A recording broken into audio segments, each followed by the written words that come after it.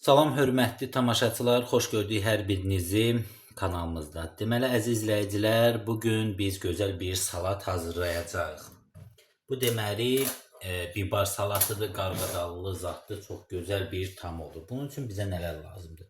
Gördüyünüz kimi bax belə bibarları doğramışıq, samavari.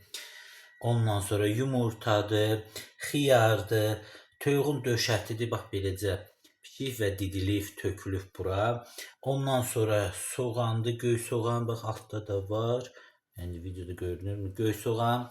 Ondan sonra kartofdur, markovdur, bax belə 4 bucaq doğrayıb bişirmişik. Və kukuruz, təbii ki, mayonez və duz istiyor zövqə görə. İndi ilk öncə başlayırıq bu ərzaqlarımızı bir-birinə qatmağa, yəni tərəvəzlərimizi. Gördüyünüz kimi bax köklə kartofu da beləcə xırda doğramışıq çiğ halında. Sonra bişirmişik. Belə olanda hamısı görürsünüz necə gözəl dənə-dənə olur. Yəni kartofu da doğrayanda əzilmir. Və qarğıdalımızı əlavə edirik. İnandırım sizə çox gözəl bir salatdır.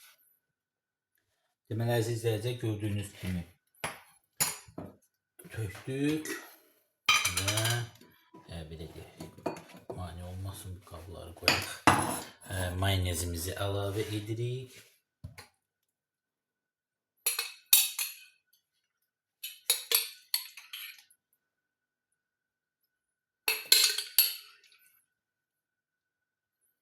Həmişə mən qeyd eləmişəm ki, əziz izləyicilər, mayonezi tökün, qarışdırın. Əgər azdırsa sonra əlavə edin. Çoxlu mayonez belə deyək də tökməyin. Çünki çoxlu tökəndə bir də görürsünüz çox olur və içində artıq xiyar zad da varsa belə deyək də su verə bilər. Ona görə siftə az töksüz, sonra isə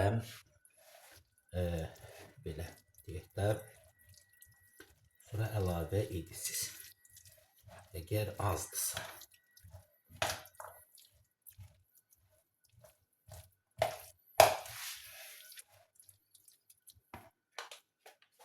Mayonezimiz azdır. Digər paketdəkini də əlavə edək.